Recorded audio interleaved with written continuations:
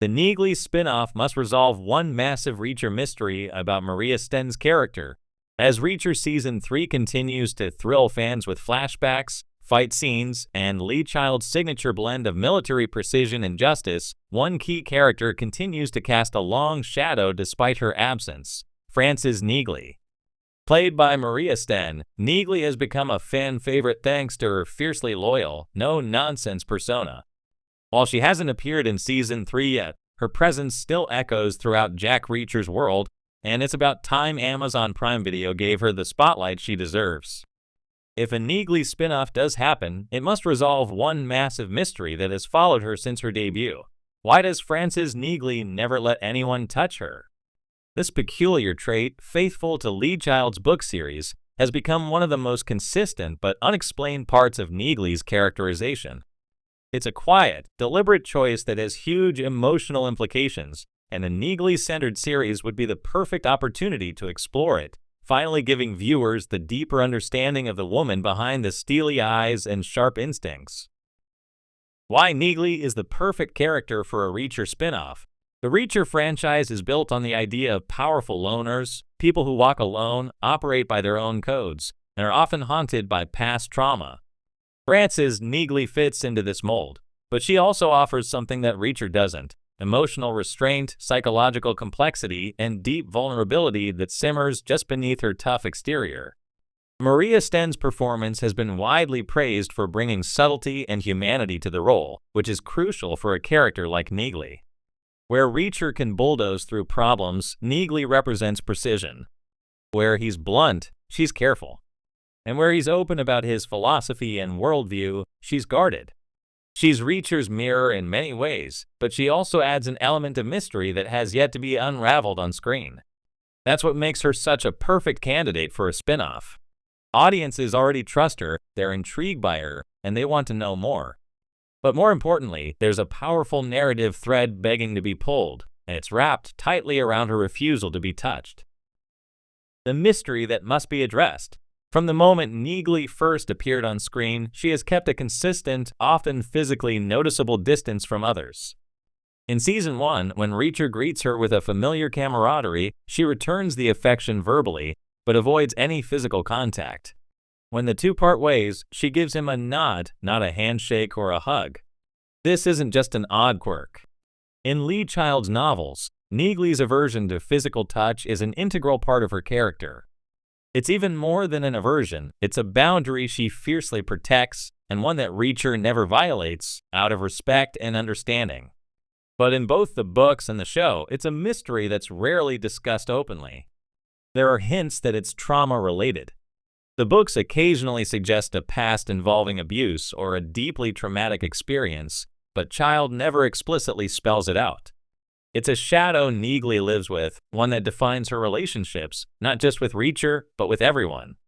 And in a spin-off centered on her life, it would be a narrative failure not to explore it. Why now is the right time for Neagley's story? Neagley has appeared in both Season 1 and Season 2 of Reacher, and though she doesn't return in Season 3 so far, her legacy is felt in every scene that emphasizes Reacher's ties to his former unit.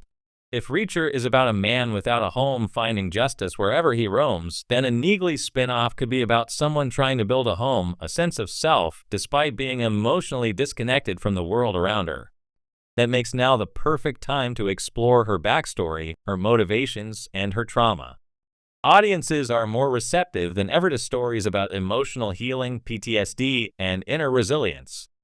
And thanks to shows like Reacher, which balance gritty action with character-driven storytelling, a Neagley series could maintain the franchise's tone while offering something more introspective. A spin-off could finally show who Frances Neagley is outside of Reacher. So far, we've only seen Neagley in the context of Jack Reacher's world. We know she's fiercely competent, brutally efficient, and has a moral compass that aligns with Reacher's. But what about her life outside of their shared military past? Who is Frances Neagley when Reacher isn't around? A spin-off could explore that question in depth. Maybe she runs her own security consulting firm. Maybe she investigates corporate corruption, uncovers international espionage, or hunts down war criminals in her own way. But whatever her job is, the show's real heart would be in peeling back the layers of her persona, showing how she navigates a world that demands connection when she finds it almost impossible to physically let others in. Does she have a family? Does she try to date? How does she handle vulnerability when every instinct tells her to remain in control?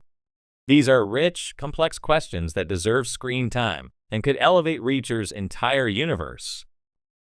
What the spin-off needs to explore without exploiting, telling Neagley's story, especially if it involves unpacking past trauma, must be done with care. The goal should never be to sensationalize or turn her pain into plot convenience. Instead, the show could take a trauma-informed approach, gradually showing what led to her boundaries, how she manages them, and whether she ever tries to change. Does she go to therapy? Does she slowly build trust with someone, maybe a colleague or client, and allow a non-romantic intimacy into her life? Can she reconcile her desire to help others with her struggle to let anyone truly know her? It would also be powerful to show how her refusal to be touched affects her daily life in subtle ways. How she maneuvers through crowded streets, how she sets up her home, how she reacts to physical threats. All of these could deepen our understanding of her character while maintaining her strength and agency.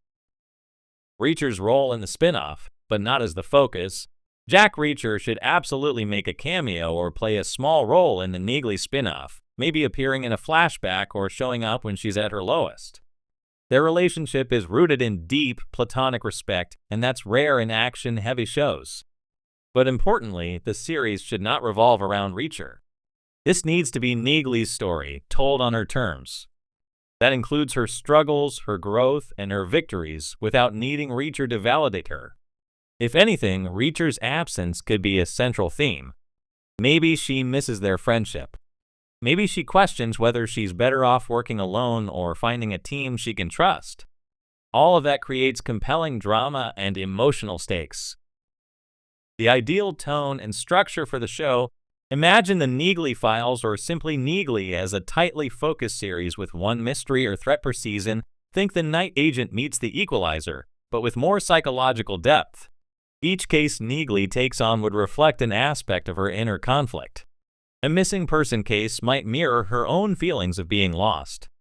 A stalker investigation could echo her hyper-awareness of boundaries.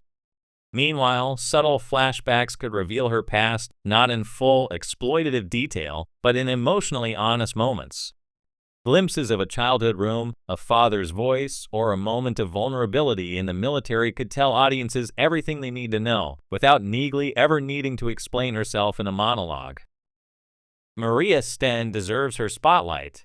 Maria Sten has been a revelation in the role of Frances Neagley. She brings intelligence, vulnerability, and gravitas to every scene. Her chemistry with Alan Ritchson's Reacher is undeniable, but it's her solo presence that lingers. In both seasons 1 and 2, she commanded the screen whenever she appeared, often saying more with a glance than a full paragraph of dialogue.